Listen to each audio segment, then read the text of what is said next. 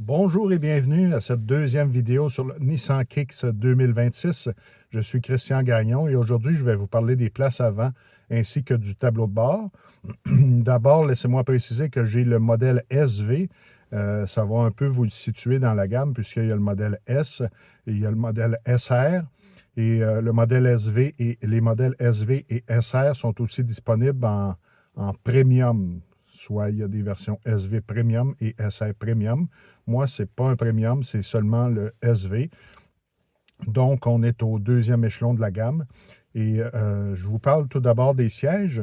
Ce qui surprend quand on prend place, c'est que quand on achète un véhicule neuf, habituellement, le rembourrage des sièges est un peu dur puisqu'il n'a pas encore été modelé par notre corps. Mais dans ce cas-ci, le véhicule a à peu près 1500 km et les sièges sont déjà moelleux. Alors, on est très confortable. À l'arrière, c'est la même chose. Les sièges sont moelleux. Alors, vous n'aurez pas besoin de les former. Ils sont déjà bien confortables.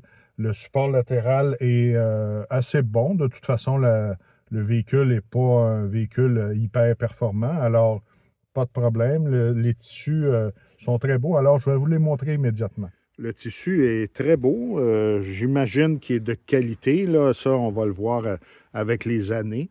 Voyez, il y a des beaux motifs dessus. On n'est pas allé dans des couleurs criardes là, qui sont habituellement très belles sur le coup, mais qui vieillissent mal avec les années. Non, on est allé dans le gris-noir. C'est peut-être ce qui manque un peu d'originalité dans les couleurs se reprend avec les motifs dans le siège. Évidemment, c'est à ajustement manuel. Mais on peut ajuster en hauteur. On peut également ajuster le dossier, évidemment, et l'assise. Alors, moi, ça me convient parfaitement. Et évidemment, ce n'est pas un véhicule à 70 000 c'est un véhicule qui est quand même abordable. Alors, c'est normal qu'on ait des sièges à ajustement manuel. Moi, j'ai aucun problème avec ça. Pour ce qui est du tableau de bord, eh bien, comme vous le voyez, on succombe à la vague actuelle de dalles numériques. Alors, on a une grande dalle numérique, même si c'est un véhicule d'entrée de gamme chez Nissan. On a une dalle numérique avec un affichage qui est un peu personnalisable. Vous avez le contour, le tachymètre à gauche. La partie de gauche est personnalisable, la partie de droite ne l'est pas. Alors, vous avez la vitesse, le niveau du réservoir d'essence, l'autonomie restante et le kilométrage, l'odomètre. Alors ça reste exactement pareil, ça ne change pas. Ce qui peut être personnalisé, c'est à droite. On a le tachymètre, comme je le disais il y a quelques instants, mais on peut aussi, si vous voulez, y mettre vos compteurs journaliers. Vous pouvez aussi y mettre la température du liquide de refroidissement et il y a même d'autres renseignements si on se sert de la petite molette sur le volant que je vais vous montrer tantôt. Alors, on peut personnaliser ce qui est affiché, mais il n'y aura pas d'autres personnalisations possibles. Et si on change les modes de conduite, qui sont au nombre de 4, on a Sport, Standard qui est le mode normal, Eco et Snow qui est le mode neige, évidemment. Ça ne change pas les couleurs de l'affichage. Là. Tout va rester pareil. Alors, la seule chose qui va changer, c'est sous la position du levier de vitesse. On voit que c'est inscrit mode sport, mais il n'y a absolument rien d'autre qui va changer dans l'écran. Alors, ça, on est dans un véhicule d'entrée de gamme, alors c'est peut-être un peu normal qu'on ait moins de personnalisation possible. Pour ajuster la luminosité des écrans, c'est ici au-dessus, très bien placé. C'est un petit bouton facile d'accès et qui n'est pas dérangeant. Alors, à gauche du volant, pas grand-chose. Tout ce qu'on a, c'est le bouton pour allumer le volant chauffant. Et on a évidemment tous les boutons qui servent au rétroviseur ainsi qu'aux glaces. Le volant, typiquement Nissan, avec à gauche tout ce qui est en rapport avec le système audio, le niveau du volume audio, ainsi que pour changer de station ou changer de pièce musicale. On a ici un bouton qui sert comme de raccourci, mais il n'y a pas beaucoup de raccourcis possibles. Et ici en haut, eh bien, c'est justement pour changer les détails. d'affichage. On peut les changer de gauche à droite et on peut aussi aller de haut en bas s'il y a plus de renseignements disponibles dans un menu. Et si on appuie dessus, c'est le OK pour dire qu'on approuve ce qu'on a mis à l'écran. Et à droite, c'est le régulateur de vitesse adaptatif, avec évidemment le bouton pour régler la distance entre nous et le véhicule qui nous précède. Et si on le tient, j'ai l'impression que c'est pendant à peu près 5 secondes, ça devient un régulateur de vitesse tout à fait ordinaire, comme on le connaissait avant les régulateurs de vitesse adaptatifs. Alors, je l'ai essayé cette semaine puisqu'il a neigé et les radars situés dans le pare-choc avaient cessé de fonctionner. Alors, en appuyant dessus, je suis tombé avec un régulateur de vitesse standard et tout s'est remis à fonctionner. Sinon, si les radars avant ne fonctionnent pas, ben, le régulateur de vitesse adaptatif ne fonctionnera pas. Il y a aussi le bouton pour le téléphone et ici les commandes vocales qui sont intimement liées aux interfaces, en tout cas pour Android Auto. Si j'appuie ici, c'est l'assistant Google qui me répond. Alors ça, c'est très efficace et il nous comprend, lui, à peu près à tout coup. Au centre, on a le système d'infodivertissement. Il n'y a pas de système de navigation intégré. Tout ce qu'on a, c'est des sources audio. Alors, et ça, c'est des tuiles qu'on peut déplacer. Si je la tiens, là, ça devient, on peut les déplacer, on peut placer ça comme on veut, on peut en ajouter. On a d'autres écrans où on peut en mettre. Alors, c'est un peu comme un téléphone cellulaire. On peut placer ce qu'on veut à l'écran. Alors, ça, c'est très efficace. Ça, j'ai mis une disposition comme ça qui, moi, me plaît, avec mon audio à gauche, l'heure, la date et un bouton d'accès facile Android Auto. Mais je veux vous montrer que à gauche, on a une série de boutons qui restent toujours là. Alors, si on va à Android Auto, par exemple, et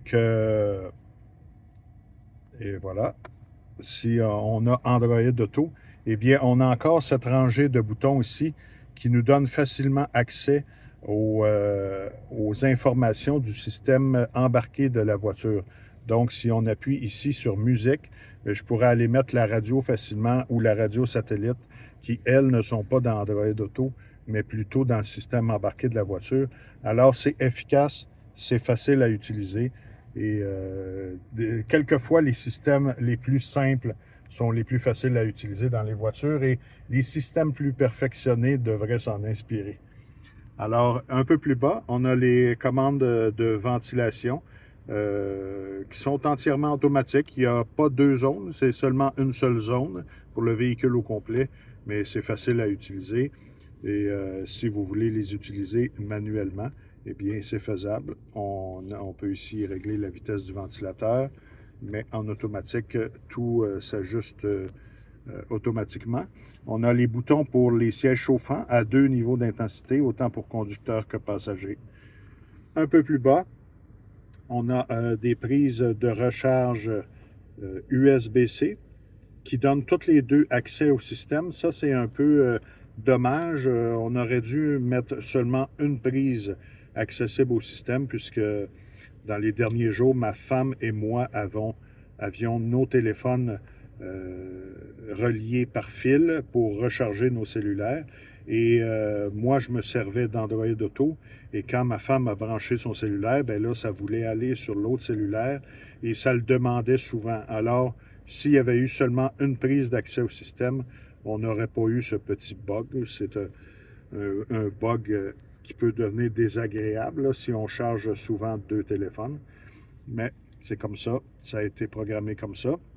On a aussi ici un chargeur sans fil qui fonctionne très bien avec mon téléphone.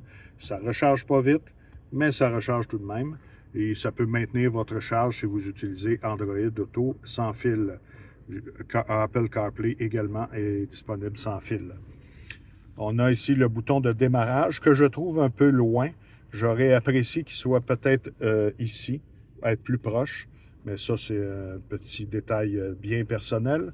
On a frein de stationnement électronique. On a le Auto Hold, bien utile quand on veut rester arrêté sur un feu de circulation. On a ici un petit bouton à bascule qui sert à changer les modes de conduite que je vous ai montré tout à l'heure. On a un levier de vitesse tout à fait conventionnel. On a également un mode B qui, je l'ai essayé, c'est comme, habituellement le mode B, on voit ça sur les voitures électriques, mais je l'ai essayé pour voir ce que ça faisait. C'est un peu comme une gamme basse, puisque le véhicule est 4 roues motrices, 4 roues motrices tout à fait automatique. Mais j'ai l'impression que quand on le met en gamme basse, les roues motrices ont exactement la même répartition pour ce qui est du couple qui est envoyé à chaque roue. J'ai l'impression que c'est ce que ça fait. Je ne sais pas si c'est bien utile. Je ne suis pas sûr que le véhicule va aller souvent dans des sentiers qui sont difficiles. Mais en tout cas, c'est là, vous pouvez l'essayer. On a des porte-verres ici qui fonctionnent mieux avec des grandes bouteilles. Si vous avez seulement un petit verre de café, c'est peut-être un peu profond. Mais ça, c'est un détail. Et il y a un petit coffre de rangement au centre et le mot « petit » est vraiment le mot exact puisqu'il est très petit. Et il y a une prise 12 volts à l'intérieur. Alors, si vous avez besoin d'une prise 12 volts, c'est à cet endroit que vous allez la trouver. C'est ce qui complète cette deuxième vidéo sur le Nissan Kicks 2026. J'espère que vous avez apprécié. Si vous avez des questions, n'hésitez pas à les poser. En attendant, commentez, aimez, partagez et abonnez-vous à la chaîne. À la prochaine vidéo, je vais vous parler des places arrière ainsi que de l'espace de chargement.